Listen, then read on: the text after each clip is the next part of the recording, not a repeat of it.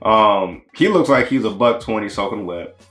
I think that's what gets on my nerves. It's like if a guy as small as the actor who's playing Jamil was to run up on you, especially if he didn't have a gun on him, especially if you wasn't hiding behind the badge and he ran up on you and wanted to catch a fade, or he asked you to to run him something or whatever.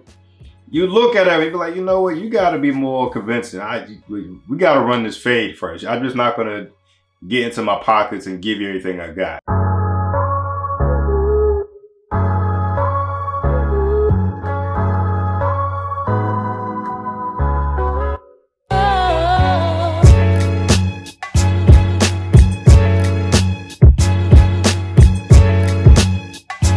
Hey, what's going on, folks? This is Ryan, another episode of Just My Opinion with Ryan. And if this is your first time, please hit that like and subscribe button. And if you're feeling froggy, go ahead and jump in the comments. And without further ado, let's get into it. Talking about the second episode of We Own This City. The sad but true events that took place in Baltimore's gun trace task force. And just a number of things that stood out to me, but one of the main things that stood out to me about this episode was just it come about like this never-ending cycle of just corruption, right? The episode starts off with Sergeant Wayne Jenkins going back to his rookie days. He's all bright-eyed and bushy-tailed, just graduated from the academy, ready to get to work. And who does he run into? He runs into a gentleman by the name of Officer Ed Barber, or Sergeant Ed Barber. And Ed Barber is definitely one of these, tainted type of cops. He's seen it all. He's kind of, I don't want to say burnt out, but he's definitely corrupted. He's been influenced negatively in a sense. And hell, man, it just really just got into it, man. How can I describe Barber? First of all, I do find it very ignorant when people say you either talk black or you talk white. But with that said, Sergeant Barber definitely grew up with either some very, very close black friends, or he maybe got some black people in his family, because that accent was straight up born and raised from DC, or at least somewhere in the PG County area. My goodness. But nevertheless, Sergeant Barber is teaching him the ropes. When Wayne Jenkins first gets into the, I guess you could say, like the daily meeting that some cops have before they hit the daily beat, the very first thing Sergeant Barber says to Jenkins is, hey, all that stuff you learned at the academy, throw that shit out the window. This here is Baltimore. Baltimore pretty different. And what I liked about this episode was just how they was jumping back and forth between the time that Jenkins was a rookie and the time that he was kind of in charge, teaching other people the ropes the same way. He literally gave that same exact speech to like the bright-eyed, bushy-tailed rookies that was growing up under him. Simply, literally said the same thing. Jenkins says to like the rookie that's under him, hey, all the stuff you learned in the academy, throw it out the window. This is Baltimore. Baltimore's kind of different. And so I like that back and forth, as I said before. And you just see like these other small examples between Barber and Jenkins. And you see how it correlated to when Jenkins grew up and got more experience himself. When they pulled over three guys, Barber is the sergeant, the officer in charge. Jenkins is under him trying to learn. And they found weed on one of the guys. And this is like one of the lessons of one of the first lessons that Jenkins receives. Barber proceeds to go, hey, we can charge one of these guys with marijuana, or we could charge all three with marijuana. If we charge all three with marijuana, yada, yada, yada, more paperwork to fill out equals more overtime, or however he broke it down. That's how we getting it done. But he really was just really teaching them the ropes. Another thing, which goes into that same theme of just like this reoccurring sad cycle, was when Barber was letting them know, like, hey, the mayor's trying to win a re-election, and he one of the things that he wants to do is he vows for more arrests, and because of that, we got to hit the streets, and we are arresting anybody I'm paraphrasing, but we're arresting anybody who just damn near look at us wrong. And they had that perfect example. My man is chilling outside of his own home, just watching the police, watching stuff go down. And Barbara literally threatens him, like, hey, y'all want to spend you want to spend the night in jail? If not, get the fuck in the house. So stuff like that. So it just shows you how even, politics and politicians can just have their hands in some of the corruption going on. Like they needed arrests to go up. The order comes down to the people down that totem pole. Hey, big guy says he needs more arrests. We about to arrest people for if they look at us wrong. If they breathe funny, we arrested them. And it's just like that whole thing. I thought it was very informative about how, even once again, Barbara Teacher Jenkins, yeah, we arrest these guys. Most of these guys may get off, may go home. The charges may not stick. This and the third. Some people could go home early if they sign some paperwork saying that they're not going to sue or anything like that.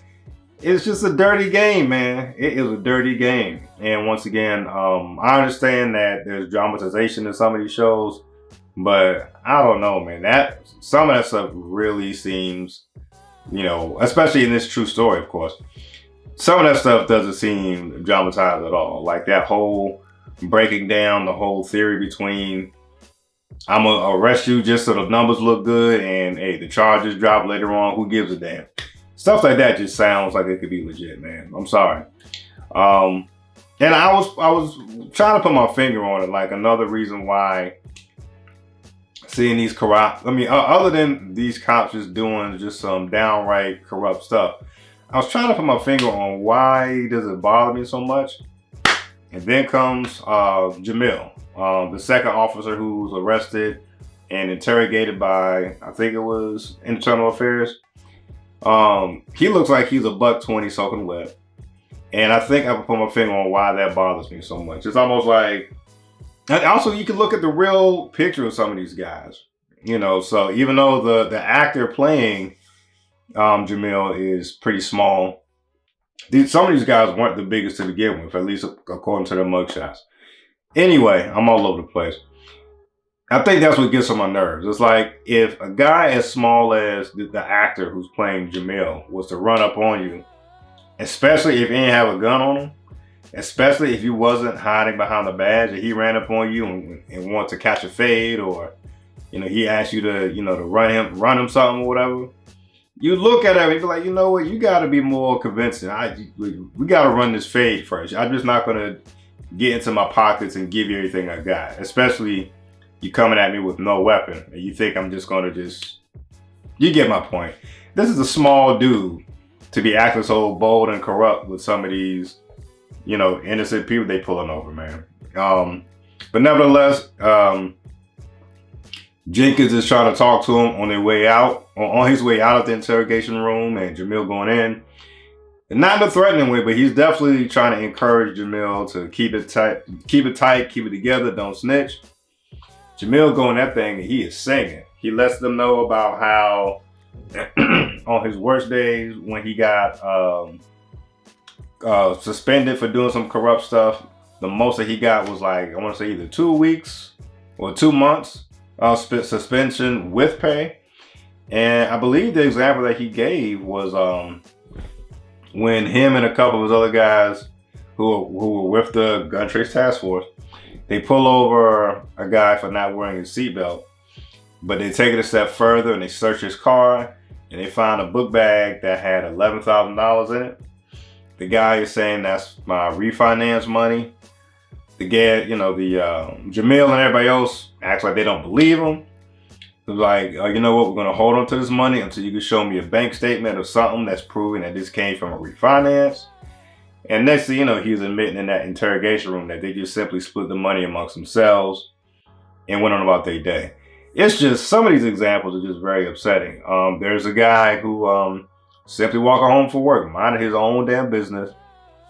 It was the testimony that the one officer gave to Steel, who was played by Musaku.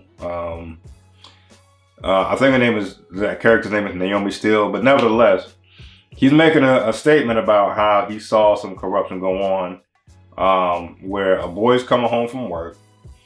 The cops pull him over. They give him a hard time about some of the smaller stuff. I think they try to frisk him, and once they find a knife, they get more probable cause to try to search him. Of course, the guy, he's being profiled. He's getting more and more irate, more and more frustrated. Next, you know, they beat him up to the point where he has to get like this large line of like stitches because he has like a large gash on his forehead.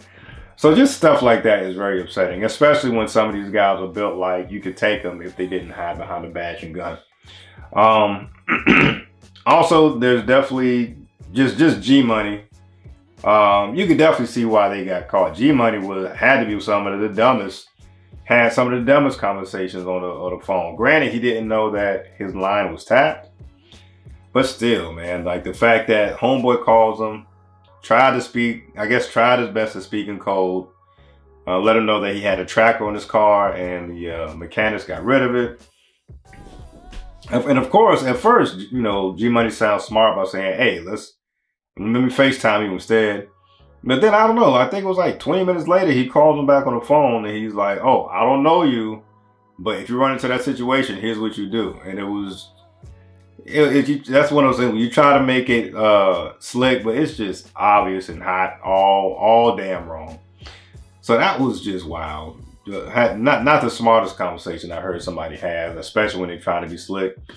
And the thing I didn't understand was, you know, I mean, granted, they didn't even know that they were being tailed, but these guys didn't use like a burner phone or nothing. They were just talking on their phone and all that type of stuff, but on their personal cell phone. But man, the show's just good, man. And I'm gonna just wrap it up with outside of that testimony that the cop gave to Musaku's character, just the fact that she's taking any and every evidence she could have, man. She ends up coming across this rapper's lyric, who has some rap lyrics or bars for Officer Hersl, and just letting know in the song about how much of a racist he is, how corrupt he is, how he, you know, has all this police brutality charge. Like, he was spitting bars about how Hersl is so corrupt. And I liked how she interviewed the rapper. Like, you know, let me know more. We try and get people like that off the streets. So I do like that part as well of the show, about they're showing the true actions that people would take and to try to get these people off the streets, man. So I'm looking forward to it. I'm anticipating that whenever Hersl or Jenkins finally has their time in the interrogation room, that's when things will get hot and heavy. Probably that'll be towards the end of the season, since there's only 6 episodes of this miniseries. So I'm looking forward to seeing how that's gonna go down. So I'm still with it. If you all are watching this show, please let me know what you think about it. But I'm all with it. I'm definitely going to stick it out to the very end. Once again, it's only 6 episodes, and I'm rocking with it. So that's just my opinion. Love it or hate it. Peace.